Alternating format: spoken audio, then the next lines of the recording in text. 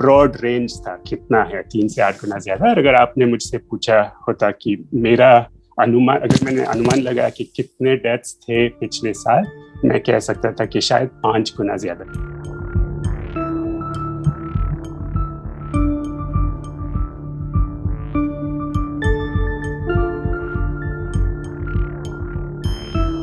Panic तो पहले से फैला है। गांव में रहने वाले कह रहे कि हमारे गांव में कुछ नई बीमारी पहुंची है, उसका नाम तक उनको शायद पता नहीं है।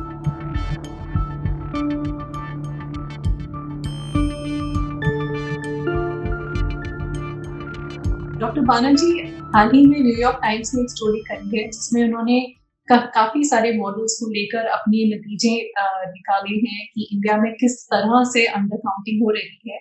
और उनकी अंडर काउंटिंग रेंज जिसे कहते हैं, वो कह रहे हैं कि डेथ्स की जहां तक बात करें, 600,000 से लेकर 4 से 2 मिलियन डेथ्स इंडिया में हुई हैं इस वक्त।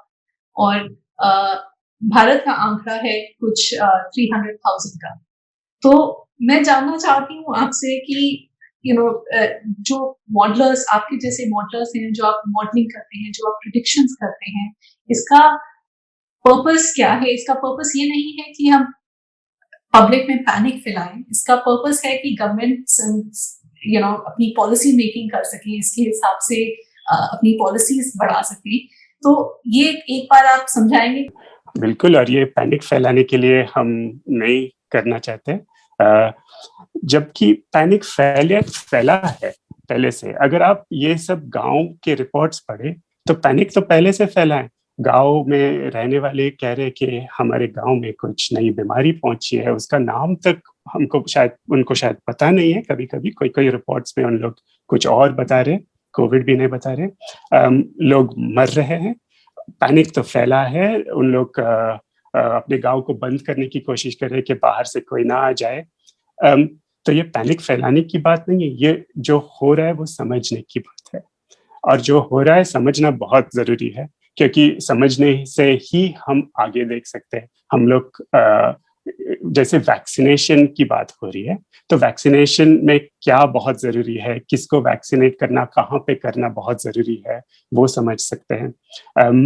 अगर हम ये सब आंकड़े ठीक से जमा नहीं कर रहे, मौतों को ठीक से गिन नहीं रहे, तो ना हम समझ सकते क्या हो रहा है, ना जिन लोगों की पूरी जिंदगी टूटी हुई है उन लोगों को भी हम लोग कैसे सहानुभूति दे सकते हैं, उन लोगों को भी कुछ कॉम्पनसेशन दे सकते हैं, उन लोगों को भी कुछ जैसे क्लोजर दे सकते हैं। अंग्रेजी में बस में कुछ ये कहानी हम लोग समझ रहे हैं, देश समझ रहा है ये कहानी, तो वो भी बहुत जरूरी है कि लोगों की कहानियां समझना।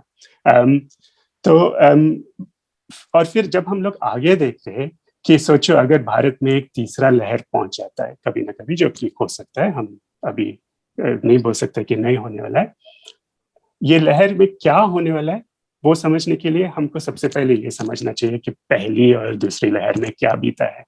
और फिर हम लोग देख सकते हैं कि ये तीसरे में क्या हो सकता है, हम लोग कैसे प्रेपरेशन कर सकते हैं, तैयारी कर सकते हैं। आपने अपनी एक प्रिडिक्शन करी थी कि भारत में किस लेवल तक under counting of cases and under counting of death हो रही है।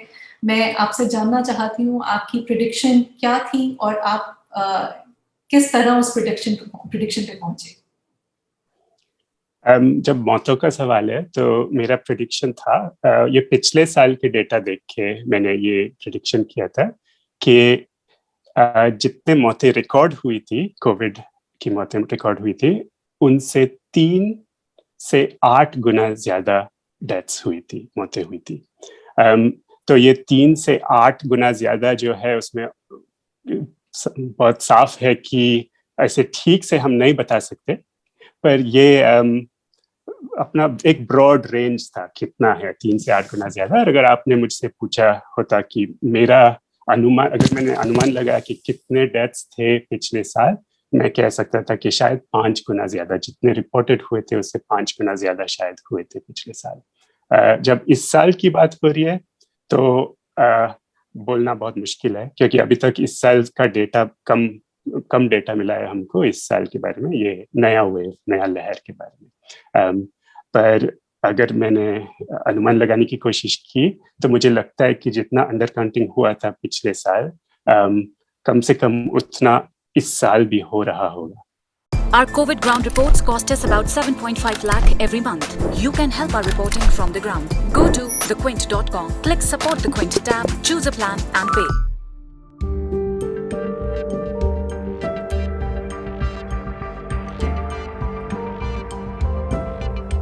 हमने गुजराती समाचार पत्र मतलब दिव्या भास्कर का डेटा लिया था, जिसमें उन्होंने ये पाया था कि 1,23,000 या 1,24,000 मौतें हुई थी, रजिस्टर हुए थे 71 दिन में, मार्च 1 से मई 10 तक, और ये इस साल की बात है। और फिर हमने ये सवाल पूछा कि ये 71 दिनों में कितनी मौतें होनी चाहिए। अगर हम पीछे देखेंगे, अगर हम पिछले साल के डेटा देखें या उससे पहले वाले सालों के डेटा देखें तो कितनी मौतें होनी चाहिए, और उसमें हमने पाया कि करीब 80, शायद उससे थोड़ा ज्यादा मौतें होनी चाहिए ये 71 दिनों में, जबकि 1,24,000 मौतें हुई थी। तो उससे हमने ये कैलकुलेशन किया कि 40,000 के करीब ज्यादा मौतें हुई है। ऑफिशियली आंकड़ों में कितनी कोविड मौतें हुई, सिर्फ 4,000। तो ये 4,000 ऑफिशियल जो कोविड मौतें हुई है, उसके सामने ये 40,000 एक्सेस डेथ्स कहते हैं हुई है, एडिशनल मौतें हुई है। और हम फिर ये पूछ सकते हैं कि ये 40,000 एक्सेस डेथ्स में कितने कोविड की मौतें थे।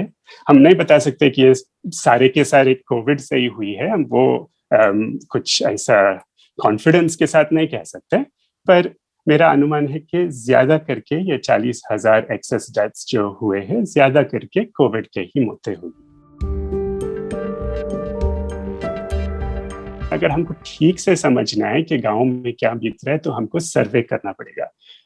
और सर्वे का मतलब हमको या तो टेलीफोन से या तो गांव में जाके सरकार को, अच्छा होगा अगर सरकार कर सकता है, नहीं तो एनजीओज भी किया जा सकता है, को पूछना पड़ेगा लोगों को कि आपके परिवार में मौतें हुई है क्या, आपके परिवार में किसी को कोई संक्रमित हुआ है, किसी को कोविड हुआ है, उसको टेस्टिंग हुआ है कि नहीं, और वो सब जानकारी फिर मिल सकता है, और उससे हम थोड़ा सा ऐसे आंकड़ों मिल सकता है कि क्या बीता है गाँव में, तो सर्वेइंग से हो सकता है।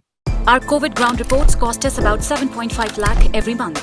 You can help our reporting from the ground. Go to thequint.com, click support the Quint tab, choose a plan and pay.